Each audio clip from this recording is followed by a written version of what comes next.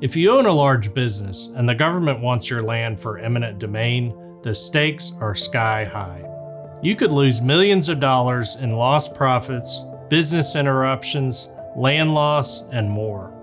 Preventing the taking is unlikely to be successful. So how do you ensure you're getting everything you're owed in fair compensation?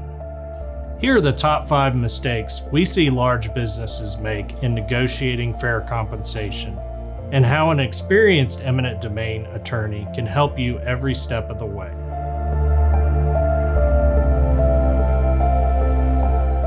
Mistake number 1, incomplete financials. You may be entitled to significant compensation in lost profits and business interruption, but you'll need to supply complete and accurate financials so the government's appraiser can calculate the value. For example, how much are you owed for each parking space that you stand to lose as part of the taking? Remember, the government wants to pay you as little as possible, but your attorney can use your records along with other evidence to fight for maximum compensation. Mistake number 2, getting tripped up by complex leases. Many businesses and commercial properties utilize complicated lease structures, and the rules for eminent domain are even more complex. Even seasoned business owners often don't know what types of compensation to fight for, and fighting for the wrong type can cause serious harm to your case. Whether you're the owner of a leased property or the lessor, you may be able to seek compensation, though how you do it and how much you could be owed may differ. Don't take chances. Get a free professional opinion from an experienced eminent domain attorney. Mistake number 3, inaccurate inventory of site improvements. Some businesses, even those with land leases, invest heavily in site improvements. If an eminent domain taking destroys those improvements or renders them unusable, how much are you owed? If the loss of one of those site improvements makes it impossible to use the site efficiently, how much are you owed? The negotiation for compensation over the loss of site improvements can be contentious. An accurate inventory of site improvements can make your demand for increased compensation easier. Mistake number 4, calculating business losses inaccurately.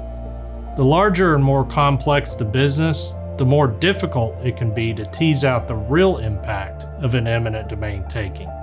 We work with a team of experts, including appraisers, engineers, environmental scientists, and other professionals, to help us determine your true business losses and fight GDOT for everything that you may deserve. Mistake number 5, fighting the government alone. Fighting for compensation without an attorney can be to the government's advantage.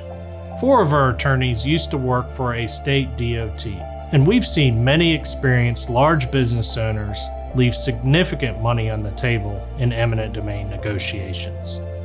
Even a small mistake in negotiations can be expensive, and some of them can't be fixed after the fact. You want an attorney on your side who knows what to negotiate for.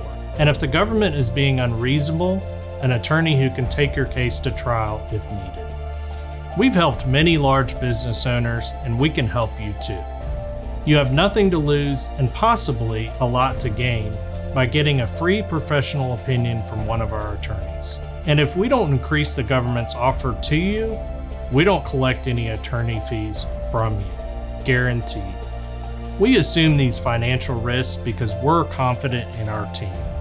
Since our firm began, we've increased our clients' offers on average by almost 3 times more.